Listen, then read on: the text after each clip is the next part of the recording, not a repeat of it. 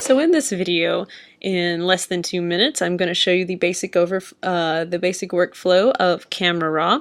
So I'm in Bridge now, and I'm going to go Command R, or I'm going to go into File and open in Camera Raw. So Command R is my choice, and eventually it'll open in Camera Raw.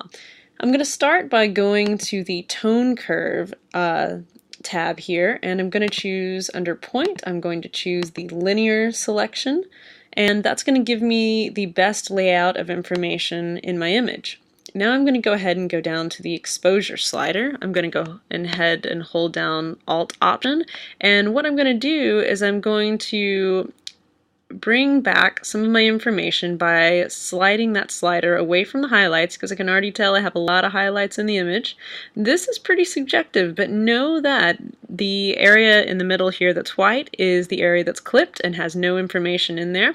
I can also notice that I have in this information the numbers are represented by 255, which means I have absolutely no information there. That is pure white. So this is pretty subjective in this image, but know that that's what those numbers represent, and that's how that applies to the histogram here. We want to retain as much information in the histogram as possible.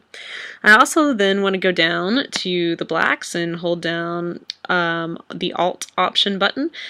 And I don't have any blacks here because it's just pure white. So I want to go ahead and move that towards my shadows, and I can see it's starting to clip right here. So I want to bring it back a little because I don't want to lose any information. Okay, so all that's disappeared.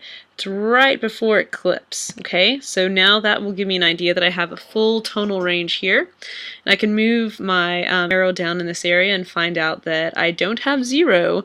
I have near 0, but not 0, so that's going to be good there. Okay, so I can go ahead and move my fill light, which is also going to sort of lighten it up all over in the middle.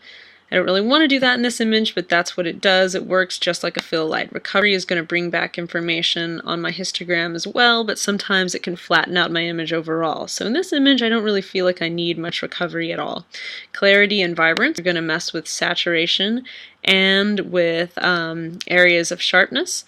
So in my vibrant slider, that's one of my favorite sliders, I'm going to slide it over so you can see how that changes the saturation. Okay. Those are some of the basic sliders here. If I wanted to sharpen it, I could sharpen it here. I am sharpening it a little bit just to emphasize that object in the foreground. I want to make sure that I don't over sharpen it just because it'll look very unnatural. I can go ahead and I can work with split toning if I want to. Let's go ahead and work with a little bit with HSL grayscale. I'm going to go ahead and grab the slider that says blues, and if you'll start to notice what happens in the blues in my image, they start to shift to more of a purple because I'm heading towards that direction with my slider.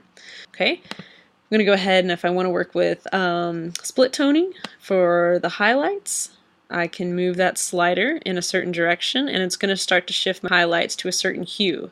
It's not really what I want to do with this image, but know that that is possible. Okay.